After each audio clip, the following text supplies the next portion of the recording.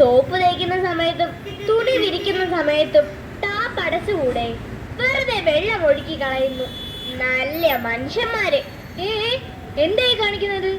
ഇതെന്താ, കുളിക്കടവോ? അങ്ങോട്ട് മാറി നിൽക്കി, കന്നുകാലി കുളിപ്പിച്ചോട്ടെ. മനുഷ്യൻ കുളിക്കുന്നത് വിലക്കിയിട്ട് അയാൾ ചെയ്യുന്നതോ കാലികളെ കുളിപ്പിക്കുന്നു. ആവശ്യത്തിന് മാത്രം ഉപയോഗിക്കേണ്ടതല്ലേ എന്നെ? ആ ഓസ് അങ്ങോട്ട് മാറ്റിക്കേ. അത്യാവശ്യം ഓട്ടുമ്പോൾ വണ്ടിയാ, ഞാൻ കഴിയിക്കോട്ടെ. ഇതായി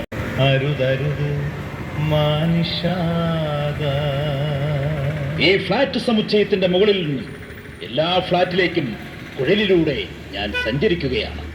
നോക്കൂ, എന്നെ എങ്ങനെ പാഴാക്കാമെന്നുള്ള മത്സരമാണിവിടെ.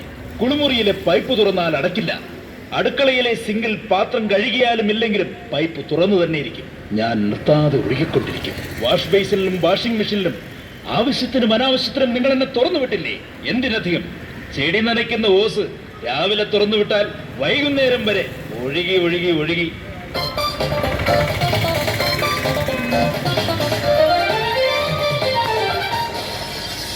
നിങ്ങൾ വിദ്യാസമ്പന്നർ, കരുതലോടെ ജീവിക്കുന്നുവെന്ന് അവകാശപ്പെടുന്നവർ, നാടിന്റെ സംരക്ഷകരാണ് പോലും. ഞങ്ങളോ നിങ്ങളുടെ ജീവൻ നിലനിർത്തുന്നവർ. ഞങ്ങളെ സംരക്ഷിക്കേണ്ട ചുമതല നിങ്ങൾക്കല്ലേ? മാലിന്യങ്ങൾ കൊണ്ട് ഞങ്ങളെ രോഗികളാക്കാമോ? ഉറവകളെ വെട്ടിനിരത്താമോ? പാറ പൊട്ടിച്ചും മണ്ണ് മാന്തിയും ജലസ്രോതസ്സുകളെ തകർക്കാമോ? ഞങ്ങളുടെ ഒഴുക്ക് തടയുന്ന നിർമ്മാണ പ്രവർത്തനങ്ങൾ ഇനിയും തുടരണമോ? ജീവശ്വാസം പോലെ അമൂല്യമാണീ ജീവജലം. ജീവശ്വാസം പോലെ അമൂല്യമാണീ ജീവജലം. ജീവിതം വസന്തമാക്കും ജലാശയങ്ങൾ നിറകുടങ്ങൾ. ജീവശ്വാസം പോലെ അമൂല്യമാണീ ജീവജലം.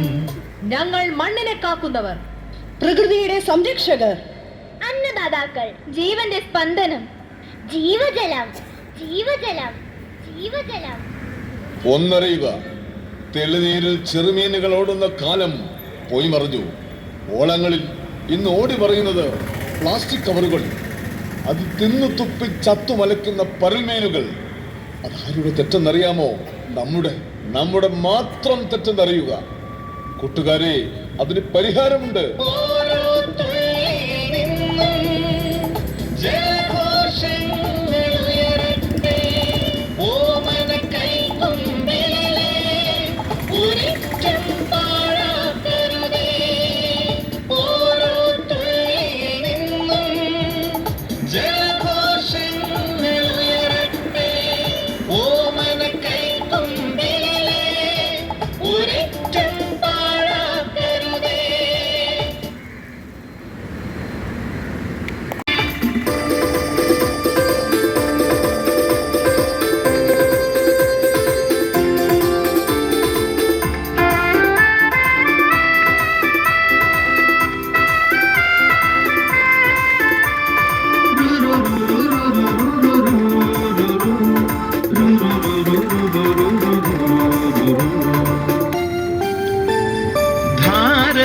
ധാരധാരയായൊഴുകും വിസ്മയത്തുള്ളികൾ